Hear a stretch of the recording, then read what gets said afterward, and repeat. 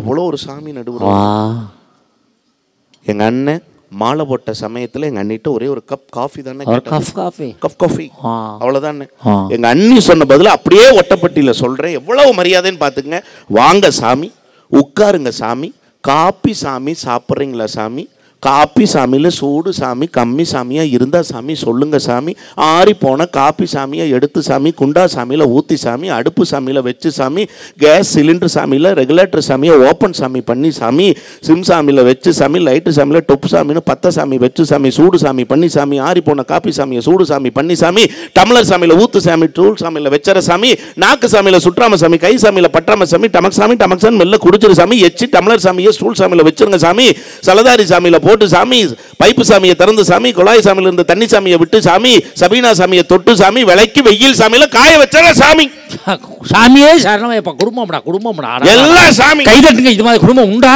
மலைக்கு போயிட்டு வந்தாச்சு நடுவர் அவர்களே, மலைக்கு போயிட்டு வந்தாச்சு. அண்ணனை பாக்குறதுக்காக அவர் வீட்டுக்கு போறேன். அண்ணன் வீட்டுல இல்ல. அண்ணி அண்ணன் எங்க? என்ன அது எங்க தெரியுதோன்னாங்க. நான் கேட்கிறேன், இத்தனை சாமியாச்சேன்னு இந்த சாமிக்கு இருந்த மரியாதை அந்த ஆசானுக்கு இருக்குதா? இல்லையே இல்லையே. நான் கேட்கிறேன், என்ன பொறுப்பு இருக்கிறது? இதனாலதான் கண்ணதாசன் மிக அழகா சொன்னா, பெண்டாட்டி சுல்லெரும்பு பிள்ளைகள் சுல்லானி, சுல்லானிக்கும் சுல்லெரும்புக்கு மத்தியில் சுகம் பெறுவது எக்காலம்னு கேட்டான் நடுவர் அவர்களே. அதனால பாட்டும் கொடுத்தான். எனது கைகள்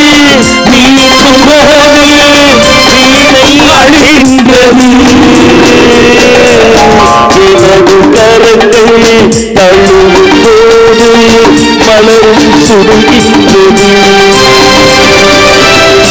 என்ன நினைத்து என்னை படைத்தான் இறைவன் என்போரே, கண்ணை படைத்து படைத்து இறைவன் கொடியவரே, இறைவன் கொடியவரே, எங்கே நிம்மதி எங்கே நிம்மதி அங்கே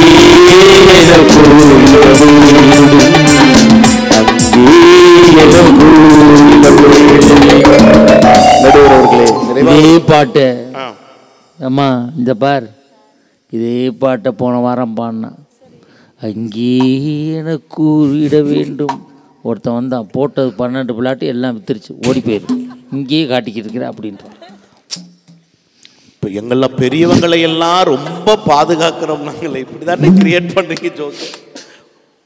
ஒரு கைதட்டு கொடுக்கலாம் அண்ணனுக்காக. உலகத்திலே என்ன இந்த நகைச்சுவை உற்பத்தியாளர் நீங்க தானே, எனக்கு இல்லை கேட்குறேன். நல்ல விஷயங்கள் நல்ல நகைச்சுவை பாட்டு செய்தி வந்தாலும் கேட்குறீங்கல்ல, மரியாதை. அண்ணா கொஞ்சம் இதை கட் பண்ணுங்க, எக்கோ கட் பண்ண. என்றைக்காவது நம்மளை பெத்த தாய் தகப்பனுக்கு கட்டிய மனைவிங்கிற பெண் பொறுப்போட மரியாதை கொடுத்துருக்காங்களா? என்ன கொடுக்குறான் சொல்லியிருக்காங்களா? கொடுக்க மாட்டாடா. எப்படி கொடுப்பான்? ஏன் கொடுக்க மாட்டாங்க? இவன் தான் போனவனே, எங்கள் ஆத்தா அப்படி, எங்கள் அம்மா இப்படி, எங்கள் அண்ணன் இப்படின்னு சொல்லி கொடுத்து போகிறான். அப்புறம் எப்படி மரியாதை அவ கொடுப்பா? என்னைக்காவது நம்மளை பெத்த அப்பனை பார்த்து மாமா கூப்பிட்டுருக்காங்களா? சொல்ல மாட்டா. உங்கொப்பேன்.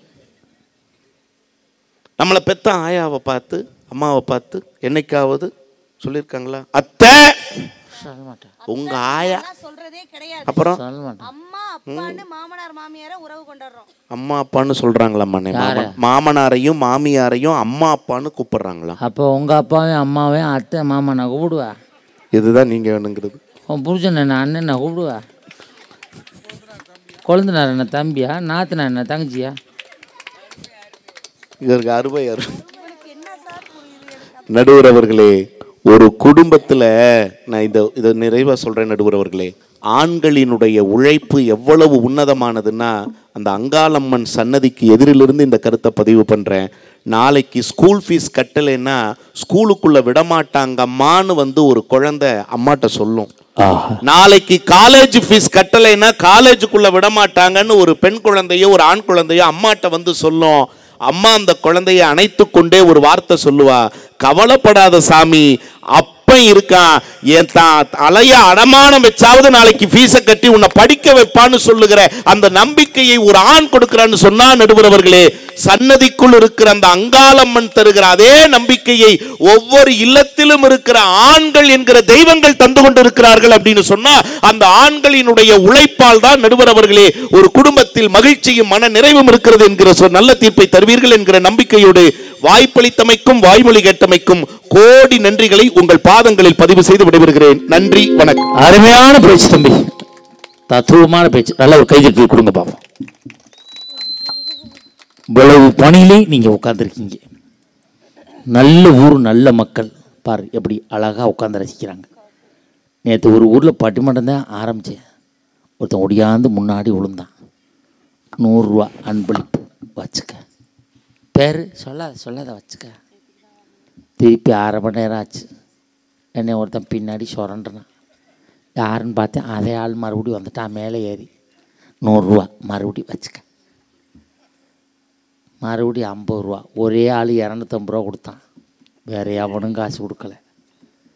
சூப்பர் அப்படின்னு பட்டிமன்றம் முடிச்சு எல்லோரும் வீட்டுக்கு போயிட்டாங்க. அவன் மட்டும் போகலை யாடான்னு கேட்டேன். போதையில் எல்லாத்தையும் கொடுத்து விட்டேன். திருப்பி தந்துட்டு என் பொண்டாட்டி திட்டுவான். திருப்பி தா அப்படின்னு வாசல்லே நிற்கிறாயா.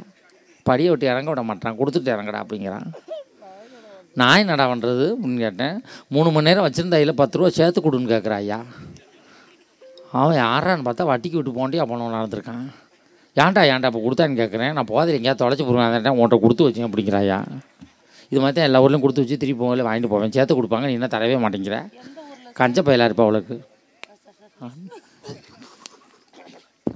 வாழ்க்கை அவளை சிக்கல் இருக்கு. இப்போ நிறைவு பேச்சாளராக பிரபல பின்னணி பாடகி ராணிகுமார் அவர்கள் உங்கள் கைதட்டலோடு வருகிறார். நல்ல ஒரு கைதட்டல் கொடுங்க பாப்பா.